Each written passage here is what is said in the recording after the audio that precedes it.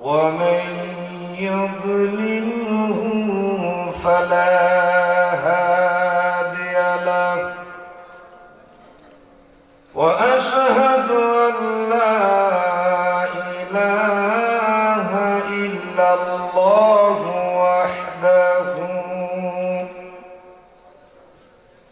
وحده لا شريك له وأشهد أن محمدًا عبده ورسوله الذي أرسله بالحق بشيرا ونذيرا وداعيا إلى الله بإذنه وسراجا وقمرا منيرا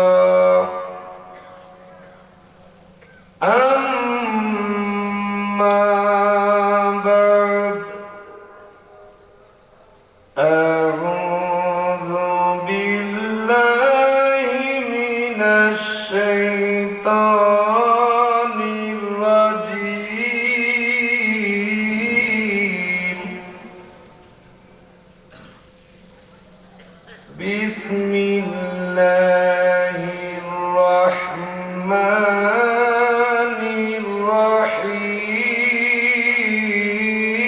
الرحيم ألا إن أولياء الله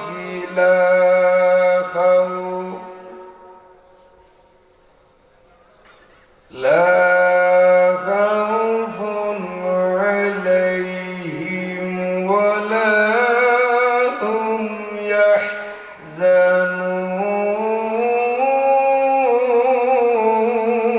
يحزنون الذين آمنوا وكانوا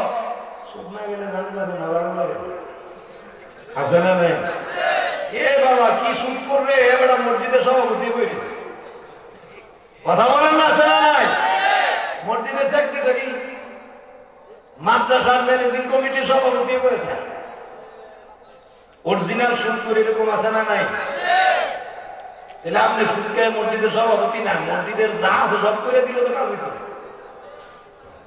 হুকুম কার আরেকটা আওয়াজ দিতে হবে তাহলে আল্লাহর ওলি হতে গেলে সুদ খাওয়া যাবে না ছাড়া লাগবে আর একটা আওয়াজ দিতে হবে ছাড়া লাগবে খাওয়া যাবে না পৃথিবীর মুসলমান আল্লাহর একজন ওলি এমন একজন ওলি পৃথিবীর মুসলমান রে একজন মহিলা ওনার কাছে গিয়া সালাম দিয়েছে পর্দারত অবস্থায় গিয়া সালাম দিয়েছেন ওনার নাম হলো জুনাইদ বুগদাদি রাহিমাহুল্লাহ এই জুনাইদ বুগদাদি ওনার কাছে গিয়া সালাম দিয়ে বললেন আল্লাহর ওলি গো আপনার কাছে আমার একটা প্রশ্ন ছিল উনি বলেন কি প্রশ্ন গো আল্লাহর ওলি যখন জিজ্ঞেস করে ওই মহিলা ডাক দিয়ে বলেন আল্লাহর ওলি আমার প্রশ্ন হলো আপনি বলুন আমার বাড়িতে একটা বকরি আছে বকরি যেই বকরির মুখের মধ্যে দাড়ি আপনার মুখের মধ্যেও দাড়ি আছে ওগো আল্লাহর ওলি আমি জানতে চাই গো আল্লাহর কাছে আমার বকরির দাড়ির দাম বেশি নাকি আপনি জুনাইদের দাড়ির দাম আল্লাহর কাছে বেশি চিৎকার মেরে বলুন সুবহানাল্লাহ আর একটা আওয়াজ বলতে হবে আল্লাহু আকবার মুসলমান আল্লাহর আল্লাহর জুনাইদ বুগদাদি রাহিমাহুল্লাহ বললেন, মাগো কঠিন একটা প্রশ্ন করেছেন, এই প্রশ্নের জবাব আমি আপনাকে এখন দিব না গো মা, ইনশাআল্লাহ কিছুদিন পরে দিব। আল্লাহ বলি এই কথা বলেছেন, কিন্তু ওই মহিলা ওনার প্রশ্নের জবাব দিবার আগেই উনি পৃথিবী থেকে বিদায় হয়ে গেলেন। আরে পৃথিবীর মুসলমান, ওই মহিলা পর্দারত অবস্থায় উনি যখন শুনতে পান জুনাইদ বুগদাদি পৃথিবী থেকে চলে গেছে, পর্দারত অবস্থায় দৌড় দিয়েছে, খাটিয়ার সামনে গিয়া দাঁড়ায় বলেন, না রে, আমি বিশ্বাস করি না আল্লাহর ওলি যারা এরা পৃথিবীর থেকে মরতে পারে না, আল্লাহর ওলিরা কোন ওয়াদা দিলে বরখালাপ হতে পারে না, ওনারা মিথ্যা বলে না। এ সমাজের লোকেরা তোমরা জানো না, আমাকে বলেছিল উনি জবাব দিবেন, জবাব দেয় নাই, জবাব না দেওয়া পর্যন্ত আমি খাটিয়াও ছাড়ব না। আল্লাহর ওলি পৃথিবীর থেকে চলে যেতে পারে না। পৃথিবীর মুসলমান, আল্লাহর ওলি জুনাইদ বুগদাদি খাটিয়ার মধ্যে শুয়ে আছে, আমার আল্লাহ মরা মানুষ জিন্দা করতে পারে কি পারে না?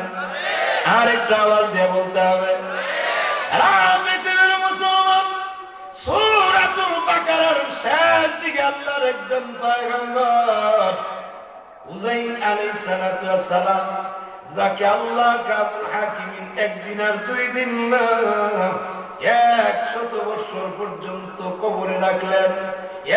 100 বছর পরে আমার আল্লাহর পয়গম্বর উযাইরকে আল্লাহ আবার জিন্দা করে সমাজে পাঠাইছেন। চিৎকার মেরে বলুন সুবহানাল্লাহ।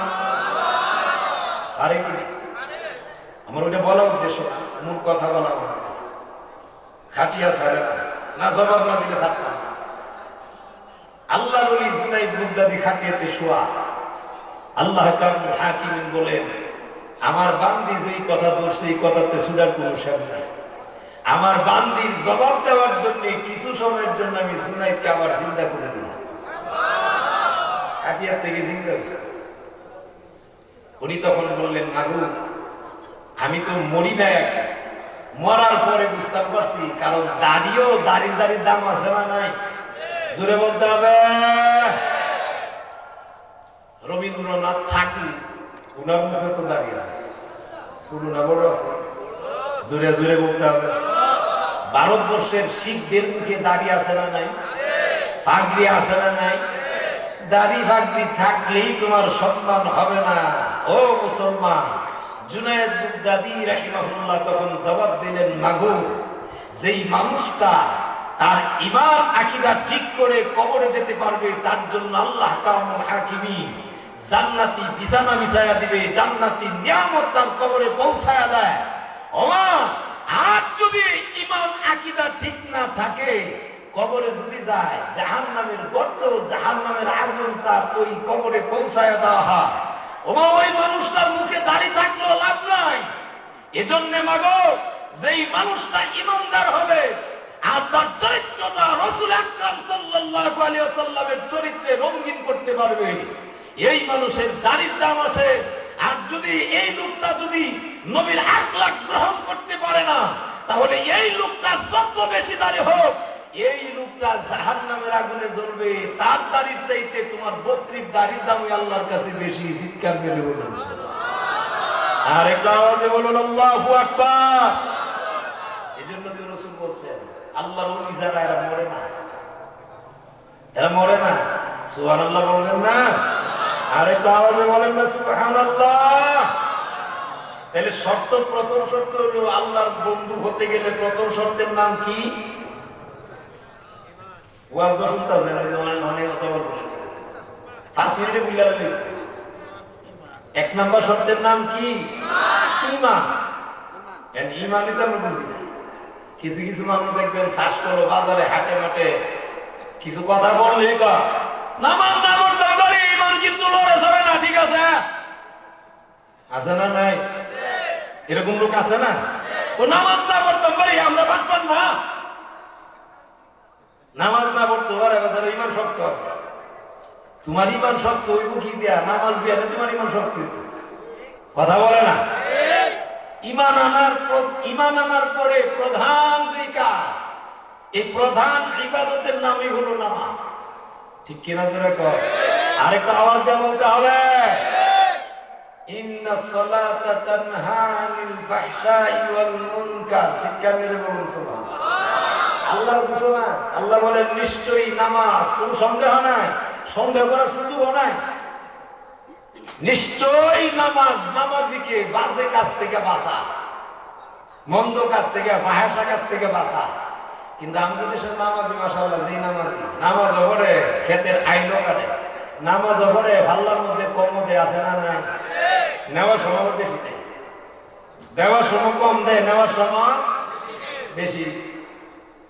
আবার দেখবেন মুখটা ফুচ্চা করব, একবারে ফুচ্চা, হুজুর আপনি আইছেন, আমরা লোকের দাম করতাম পারি, জিনিসের দাম হলে 100 টাকা, হুজুর লাভ করতাম না, জিনিসের দাম হলে 100 টাকা, বেচারা তো 200 টাকা, হুজুর আপনার লোক দাম করতাম না। এরকম আছে না নাই? আপনার কি বলার দরকার যে আপনার লোকের দাম করতাম না, 100 টাকা আমার কিনে, 200 টাকা আমার কিনে, কিনছেন তো 100 টাকা। এরকম লোক আছে না নাই?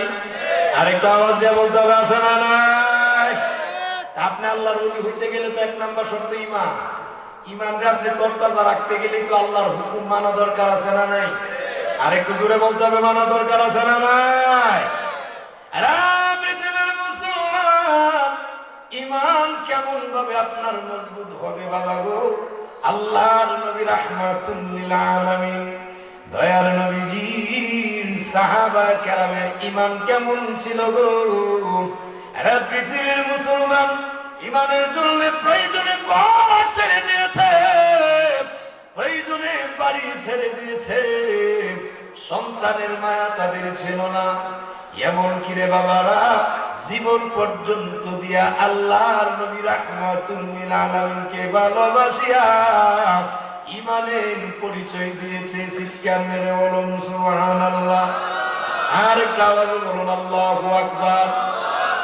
পৃথিবীর মুসলমান তাবুক যুদ্ধের সময় আল্লাহর নবী রাহমাতুল লিল আলামিন, দয়ার নবীজি সাহাবা কেরামকে যখন আহ্বান করলো জিহাদের ময়দানে কারা কারা যাবে, আরে পৃথিবীর মুসলমান রে, উহুদের ময়দানে আল্লাহর নবী রাহমাতুল লিল আলামিনের একজন সাহাবী পৃথিবী থেকে বিদায় হয়ে গেলেন, শহীদ হয়ে গেলেন। ওই শহীদ সাহাবীর একমাত্র একটা সন্তান, ছোট বয়স। এই ছোট্ট বয়স হওয়ার কারণে ওই শহীদ সাহাবীর স্ত্রী রাত্র গভীর আল্লাহর দরবারে কান্দে, আর দেখে দেখে বলেন, প্রভু কিয়ামতের কঠিন বিপদের দিন যদি তুমি আমাকে ডাক দাও, আজকে আল্লাহর নবী রাহমাতুল লিল আলামিন তোমার দ্বীনের জন্য, তোমার জন্য, তোমার বন্ধুর জন্য আহ্বান করেছে। আমার স্বামী না, স্বামী থাকলে না হয় তাকে আমি জিহাদের ময়দানে পাঠায়া দিতাম, একমাত্র ছোট সন্তান, আমি মহিলা, যাওয়ার কোনো সুযোগ নাই, আর ছোট্ট সন্তান কি সারা আমার আপন বলতে কেউ নাই। ওগো আল্লাহ, যদি আসামি করো জবাব দিতে পারবো না। এইভাবে রাত্রিবেলা যখন কান্দে, রে পৃথিবীর মুসলমান 6 বৎসরকালের একটা সন্তান, ওই সন্তান রাত্রে যখন মা কান্দে, 6 বৎসরের সেই সন্তানটা ঘুম যখন ভেঙে যায়, ঘুম থেকে উঠে যায় মায়ের কোলে বসিয়া, মায়ের কোলের মধ্যে বসিয়া মা চোখের পানিগুলো মুছে দিয়ে বলেন, আম্মা গো কেন কান্দেন? কি কারণ, কেন আপনি এমন ভাবে কান্দেন? আরে পৃথিবীর মুসলমান, মা চোখের পানিগুলো যখন সন্তান মুছে দেয়, সাথে সাথে মা দেখে বলেন, সন্তান রে আমি কান্দি, আল্লাহর নবী রাহমাতুল লিল আলামিন জিহাদের ময়দানে যাওয়ার জন্য সাহাবা কেরামদেরকে আহ্বান করেছে, আমি তোমার আব্বা নাই রে, যেতেও পারবো না। আর তুমি আমার সন্তান, ছোট বয়স, এই জন্য আল্লাহর দরবারে কান্দি। ওই ছোট্ট সন্তানটি বলেন, আম্মা গো, কাঁদতে হবে না, আমি আপনাকে ওয়াদা দিলাম, কথা দিলাম। আমার চোখের পানিগুলো মুছে নেন।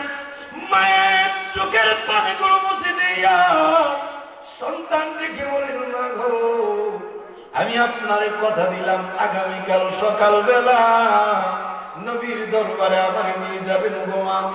আল্লাহর নবীর দরবারে গেলে হয় আমি আপনাকে শহীদের মা বানাবো, আর না হয় গাজী হইয়া ফেরত আইসা মুজাহিদের মা আপনারে আমি অবশ্যই বানাবো গো মা। আমি আপনারে ওয়াদা দিলাম, কথা দিলাম গো। এ পৃথিবীর মুসলমান, ওই ছোট্ট সন্তান মায়ের চোখের পানি যখন মুছে দিয়েছে, মা সান্ত্বনা পাইয়া চোখের পানিগুলো মুছে নিয়া সকাল যখন হলো, আল্লাহর নবী রাহমাতুল লিল আলামিন সাহাবা কেরামের লাইন যখন দিয়েছে, কাকে কাকে নেওয়া যায় এই বিষয়ে পরামর্শ চলে। হঠাৎ করে তাকায়া দেখতে পাইরে একজন মহিলা পর্দারত অবস্থায় ছোট্ট একটি সন্তান মায়ের আঙ্গুল ধরে দাঁড়িয়ে আছে। আল্লাহর নবী ডাক দিয়ে বলেন, সাহাবীরা রে, মহিলা কেন এখানে আগমন করেছে? আমি তো কোনো মহিলাকে আহ্বান করি নাই। আল্লাহর নবী যেই মাত্র বলেছে, ছোট্ট সন্তানটি মাকে বলেন, আম্মা গো, দেন অনুমতি, আমি আমার নবীর কদমে একটু যেতে চাই। মায়ের আঙ্গুল যখন ছেড়ে দিয়েছে, দৌড় থেকে আল্লাহর নবীর কদমের সামনে দাঁড়াইছে। নবীকে গিয়া সালাম দিলেন, আসসালাতু ওয়াসসালামু আলাইকা ইয়া রাসূলুল্লাহ। সালাম দিলেন, নবী সালামের জবাব দিয়েছে। ছোট্ট ওই সন্তানটি আল্লাহর নবীকে ডেকে বলেন, নবী গো, ইয়া রাসূলুল্লাহ, ইয়া হাবিবাল্লাহ, আপনি তো আহ্বান করেছেন জিহাদের ময়দানে যাওয়ার জন্য। নবী গো, আমার আম্মার একমাত্র সন্তান আমি। আমার আব্বা উহুদের জমিনে শাহাদাত বরণ করেছিল। আমার আব্বা নাই গো, আব্বা থাকলে না হয় উনি জিহাদের ময়দানে যেতেন। আমার আম্মা মহিলা মানুষ, এই জন্য রাত যখন গভীর হয়েছে, আমি দেখতে পাই গো, আমার আম্মা চোখের পানিগুলো ছেড়ে দিয়া কান্দে। আমার নবীজি, আমি তো আমার আম্মাকে ওয়াদা দিয়ে এসেছি, ইয়া রাসূলুল্লাহ, আমি বলেছি, আম্মা গো, হয় আমি আপনাকে শহীদের মা বানাবো, আর না হয় মুজাহিদের মা বানাবো। আমার নবীজি গ্রহণ করে আমাকে অনুমতি দেন, আমি জিহাদের ময়দানে যেতে চাই।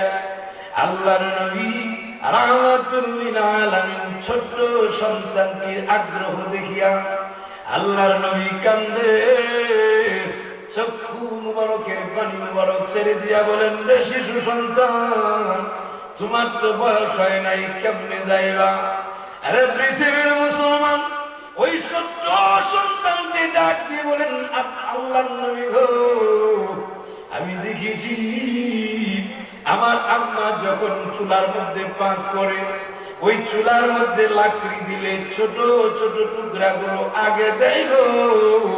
ছোট টুকরায় আগুন যদি ধরে যায়, বড় টুকরা দিলে তখন আগুনের তেজ বেড়ে যায়।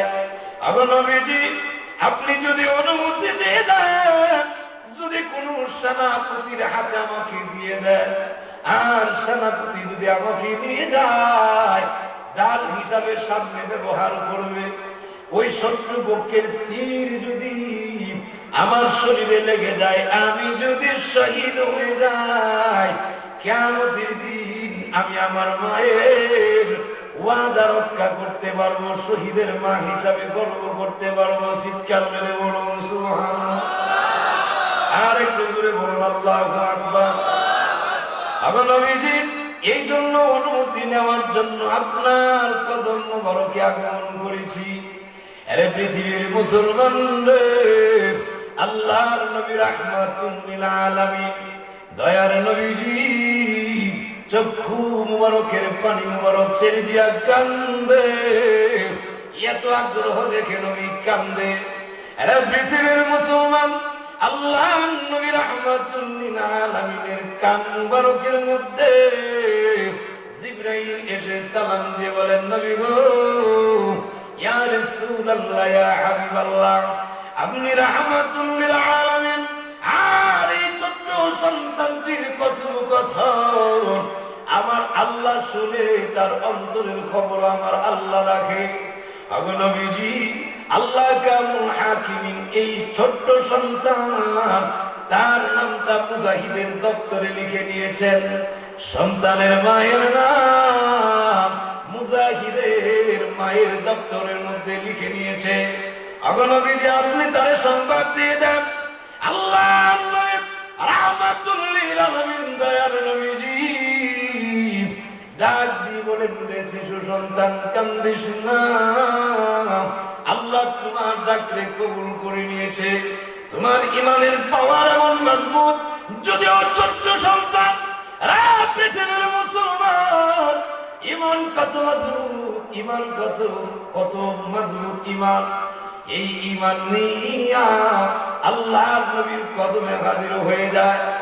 আর আপনার আমার সমাজের ভিতরে এইরকম নওজোয়ান কত যুবক আছে রে, মসজিদে যদি আযান হয়, ইমাম সাহেব যদি ডাক দেয় আর নামাজটা পড়ে নেই, কত যুবক হুজুর লঙ্গি বানানা, প্যান্ট বানানা এইরকম আছে না নাই? আর একটা আওয়াজে বলতে হবে, আছে না নাই? তুমি কেমন ইমানদার হয়েছ?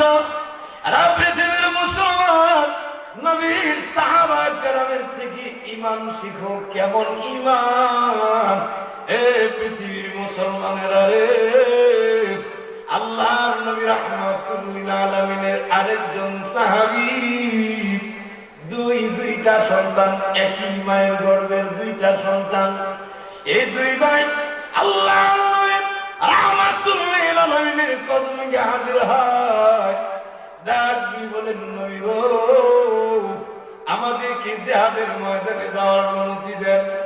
আমাদের বাপ চাচাগুলো জিহাদের ময়দানে শহীদ হয়েছে, আমরা হয় শহীদ হব, না হয় গাজী হয়ে ফেরত আসবো। ইমান কেমন জিনিস বাবারা গো! আল্লাহর নবী বললেন, তোমাদের বয়স হয় নাই, এই জন্য তোমাদেরকে অনুমতি দেওয়া যাবে না। ওই দুইটা সন্তান এক মায়ের গর্ভে, একজন আরেকজনকে বলেন, বাইরে যদি অনুমতি না দেয়, আল্লাহর নবীর সামনে চোখের পানিগুলো ছেড়ে দিয়া কাঁদবো। এর পৃথিবীর মুসলমান, ওই দুইটা সন্তান, দুই ভাই একসাথে চোখের পানিগুলো ছেড়ে দিয়া কান্দে। নবীজি বলেন, কেন কান্দ রে? ইয়া রাসূলুল্লাহ, ইয়া হাবিবাল্লাহ, আমার নবীজি জিহাদের ময়দানে যেতে চায়। আপনি রাহমাতুল লিল আলামিনকে শুনেছি সবচাইতে বেশি কষ্ট দিয়েছে মক্কা নগরীর আবু জেহেল। আগে নবীজি যদি অনুমতি দিতেন, আল্লাহর নবী রাহমাতুল লিল আলামিন ফেরত দেওয়ার জন্য অনুমতি দিতে চায় না। নবীজি বললেন, তোমরা কুস্তি লড়বা। দুইজন যখন কুস্তি লড়ে, একজন পড়ে গেছে নিচে, ছোট জন নিচে পড়ে ডাক দেয়, বাইরে তুমি না আমার বড়, তোমার শক্তি বেশি, তোমার কাছে অনুরোধ হলো, আবার জমিন থেকে যদি উঠে আমি তোমার ধরি, দয়া করে মেহেরবানি করে তুমি ইচ্ছা করে জমিনে পড়ে যাইবা। তুমি যদি জমিনে পড়ে যাও, নবীজি আমাকে মাহরুম করবে না, তুমিও অনুমতি পাইবা, আমিও অনুমতি পেয়ে যাবো। শিক্ষা মেরে বলুন সুবহানাল্লাহ। এ পৃথিবীর মুসলমান রে, নবীর কদমের সামনে যখন এই ঘটনা ঘটানো হয়, আল্লাহর নবী বুঝতে বাকি নাই দুইজন ভাইকে অনুমতি দিলেন। দুই ভাই যখন দৌড়ায় চলে যায়, এরা পৃথিবীর মুসলমান, জিহাদের ময়দানের সেনাপতি আব্দুর রহমান ইবনে আউফ রাদিয়াল্লাহু তাআলা ওনার কাছে দয়া ডাক দিয়ে বলে, চাচা গো একটু দেখান না গো, আবু জেহেল কোনটা একটু দেখতে চাই। আল্লাহর নবীর সাহাবী উনি ডাক দিয়ে বলেন, এদের চেহারার দিকে তাকায় বলেন, তোমরা ছোট মানুষ, কে তোমাদেরকে অনুমতি দিয়েছে ওই দুইটা সন্তান মাজার মুআবিদ দুই ভাই ডাক দিয়ে বলেন, নবীর সাহাবী গো আল্লাহর নবী আমাদেরকে অনুমতি দিয়েছেন, আমরা শুনেছি সবচেয়ে বেশি কষ্ট আমার নবীর দিয়েছেন আবু জেহেল, শুধু দেখা দেন কোনটা আবু জেহেল দেখতে চায়। এরা পৃথিবীর মুসলমান, ওই দুইটা সন্তান আল্লাহর নবীর সাহাবী আব্দুর রহমান ইবনে আউফ রাদিয়াল্লাহু তাআলা উনি বলেন, আমি যখন আঙ্গুল দিয়া দেখাইছি, আঙ্গুল দিয়া দেখাইতে দেরি এই দুইটা সন্তানের দিকে তাকায় দেখি রে, যদিও তাদের কোনো ভালো অস্ত্র নাই, তাদের কোনো ঘোড়া নাই, দুইটা ভাই দৌড় দিছে, আবু জেহেলকে লক্ষ্য করে যখন দৌড় দিছে আমি অবাক হয়ে গেলাম। আমি নজর করে দেখি ওই দুইটা ভাই তখন জমিনের মধ্যে দাঁড়ানো, আবু জেহেল উঁচা উঁচা করলো বলে দুই ভাই তখন পরামর্শ করলো, বাইরে উনি তো অনেক উপরে তরবারি দিয়ে লাগাল পাই না, এক ভাই আরেক ভাইকে ডাক দিয়ে বলে, বাইরে ধরো তুমি একটা কাজ করো, ঘোড়ার পায়ের মধ্যে সামনের পায়ে আঘাত দাও। এইভাবে যখন ঘোড়ার পায়ে আঘাত দেওয়া হয়, এরা পৃথিবীর মুসলমান ইমান কেমন জিনিস, মৃত্যুবরণ হবে, শহীদ হতে চায়, এরা মুসলমান ইমান বিক্রি করতে চায় না, ইমান দিয়া নবী কি ভালোবাসে, জান চলে যায় বাবার কথা স্মরণ থাকে না, মায়ের কথা স্মরণ থাকে না রে বাবারা।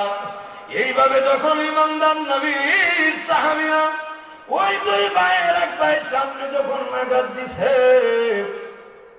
আবু জেহেল যখন জমিনে পড়ে যায়, ওরে মুসলমান রে, একটা ভাইয়ের হাতের মধ্যে একটা ছুরি আঘাত দিছে, আঘাত দিতে যাইয়া হাতটা একেবারে কেটে পড়ে নাই, জুতাছে চামড়ার সাথে যখন ঝুলন্ত অবস্থায় উনি দেখতেছে হাত নিয়ে চলাফেরা করা যায় না, যুদ্ধ করাও যেতে পারে না, এই জন্য উনি ওনার হাতটাকে উল্টা পায়ের দিকে নিচের দিকে টান দিয়ে চাপ দিয়ে ধরছে, আর ডাক দিয়ে বলে, হাতে আমার নবীর ভালোবাসার জন্য যদিও কিছু দিতে পারি না, হাতে আমি তোরে আল্লাহর রাস্তায় শহীদ করে দিলাম।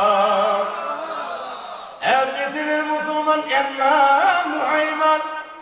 আর আজকে আমার সমাজের ভিতরে বহু মানুষ আছে, যেই মানুষ দাবি করে ইমানদার, 100 টাকার বিনিময়ে ইমান বিক্রি করে, এমন আছে না নাই? আর কাওয়াল জীবন আছে না নাই? 100 টাকা তো দূরে, 10 টাকার জন্য এমন মানুষ আছে ইমান বিক্রি করে দেয়। আবার এমন কতগুলো মানুষ আছে, ও মুসলমান সালার শট করছে, গোসল নাই, একদিন আর 2 দিন না, বহু বছর পর্যন্ত গোসল নাই, লাল একটা পোশাক লাগাইছে, নিজের দাবি করে বলে আল্লাহওয়ালা, এরকম আছে না নাই? নামাজ নাই, রোজা নাই, হজ নাই, যাকাত নাই, হালাল নাই, হারাম নাই, গামজা বাইরে ছাড়ে না, আছে না নাই? জুড়ে বলেন আছে না নাই?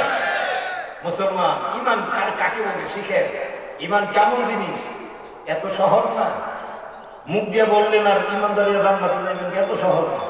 জান্নাত পেতে গেলে ইমানের উপরে আপনার দায়ম আর কায়েম থাকা দরকার আছে না নাই? আরেকটা আওয়াজ দিয়ে দরকার আছে না নাই? ইমানই তো বুঝি, সকালে ঘর থেকে বারোই, বিকাল বেলা দিন আগে বড় আসি, এরকম লোক আছে না নাই? যা বলি মিথ্যা বলি, ঘর থেকে রওনা দেওয়ার সময় নিয়ত করে কারে ঠকাইতো, কার সাথে বাটপারিটা করতো, কার জমিটা আত্মসাৎ করতো, এরকম লোক আছে না নাই? আরেকটা আওয়াজ দিয়ে বলেন আছে না নাই? রাসূল বলেন ওই লোকটাই খাঁটি ইমানদার হতে পারে না, পরিপূর্ণ ইমানদার হতে পারে না, যেই মানুষটার হাত থেকে অপর মুসলমান, তার হাত এবং জবান থেকে অপর মুসলমান নিরাপদ নয়। কথা বুঝেন? একজন মুসলমান যদি আর নিজেকে ইমানদার দাবি করে, মুসলমান দাবি করে, তার হাত আর জবান থেকে অপর মুসলমান নিরাপদ থাকা দরকার আছে না নাই? কিন্তু আমার সমাজে তাকায় দেখেন কি অবস্থা, কই নিরাপদ? যদি সমাজের ভিতরে একটা লোক দেখা গেছে একটু ভালো চলে, তো কিছু মানুষ আছে হ্যাঁ শাস্ত্র আরো কয়েকজনের সাথে বলবো আল্লাহ খালি আর ওই দেখতে পারছে আমরা দেখতে পারে না, আছে না না? সকালে হারিয়ে দেয়, আমরা কিছু কেউ যায় না, এরকম মানুষ আছে না? মুসলমান এই ভিতরটাকে পরিষ্কার করতে হবে, হিংসা রাখা যাবে না। আপনার অপর মুসলমানকে যদি আল্লাহ দেয়, আপনি দোয়া করেন আল্লাহ আরো বেশি করে দেয়, সেজন্য দিনের প্রতি আরো বেশি করে দিতে পারে, ঠিক কিনা জুড়ে? কিন্তু এই মহব্বত আমাদের হৃদয়ের ভিতরে, কেউ যদি একটু ভালো চলে, ভালো মানে অবস্থানে চলে যায়, অপর মুসলমান মুসলমান হওয়ার পরও খালি হিংসার ঠেলা চলে, আছে না? আরো জোরে কন্যা আছে না নাই? এটা তুষের আগুনের মতো জ্বলে না, ভিতরটা জ্বলে খালি, হ্যাঁ জ্বালাগুলা রাত্রে ঘুম ধরে না, হ্যাঁ কেমনে খালি ক্ষতি করতো, কেমনে খালি হ্যাঁ ধ্বংস করতো, এরকম চিন্তা লোক আছে না নাই? জোরে বলেন আছে না নাই? আপনাদের এলাকায় নামা থাকতো। এক নম্বর শর্ত হল ইমান। সেই ইমানের উপরে দায়মার কায়েম থাকার দরকার আছে না? এখন আসেন, ইমান আনলে যে কি অবস্থা হবে? ইমান আনলেই পরীক্ষা, আছে না নাই? ইমান আনলেই পরীক্ষা। আল্লাহ বলেন ওয়ালা নাবলুওয়ান্নাকুম বিশাইইম মিনাল খাউফি ওয়াল জুই ওয়া নাকসিম মিনাল আমওয়ালি ওয়াল আনফুসি ওয়াস সামারাত ওয়া বাশশিরিস সাবিরিন। চিৎকার মেরে বলুন সুবহানাল্লাহ। আর একটু জোরে বলুন সুবহানাল্লাহ। আল্লাহর ওয়াদা, এবং অবশ্যই অবশ্যই আল্লাহ ইমানদার যারা, মুমিন যারা, তাদেরকে পরীক্ষা করবে, পরীক্ষা ছাড়া ছাড়বে না। এখন আল্লাহ যে কিসের পরীক্ষা করবে? আল্লাহ বলেন ইমানের পরীক্ষা। ইমানের কিসের পরীক্ষা? জোরে বলেন। স্কুল কলেজ মাদ্রাসা বিভিন্ন জায়গার মধ্যে পরীক্ষা আছে না নাই? ওই পরীক্ষার মধ্যে দেখবেন হয় কোনোদিন বাংলা, কোনোদিন ইংরেজি, কোনোদিন অঙ্ক, কোনোদিন আরবি, আছে না নাই?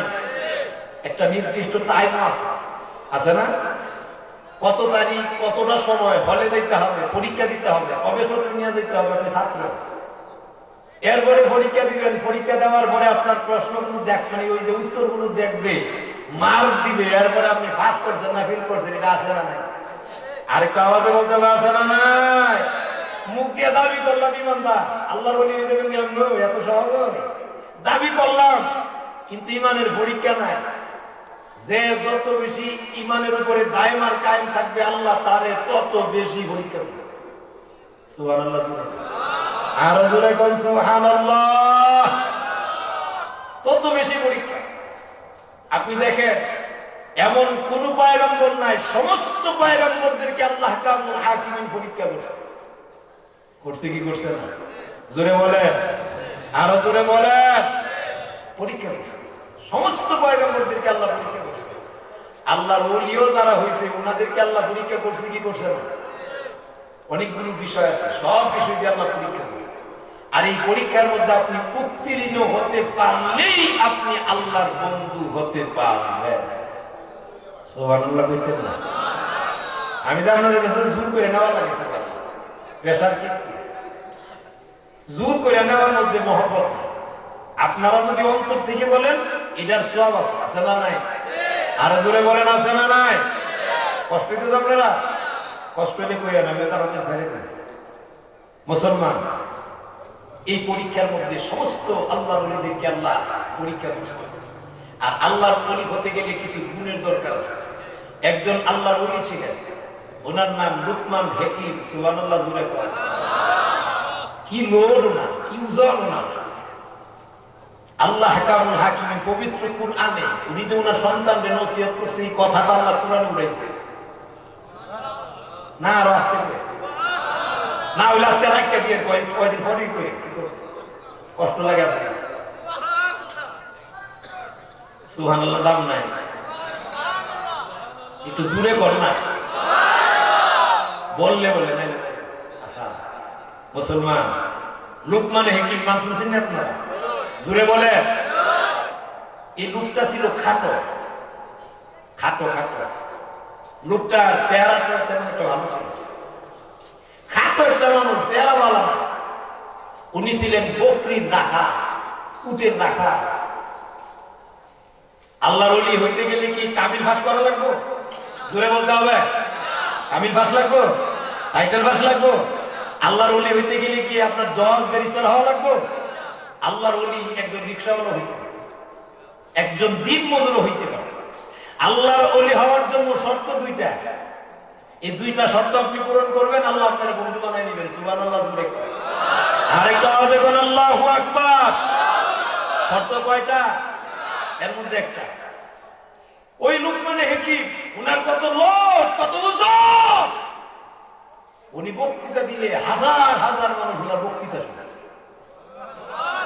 আরো জোরে কর না। এমনই এক সময় বক্তৃতা দিচ্ছে, হাজার হাজার জনতা।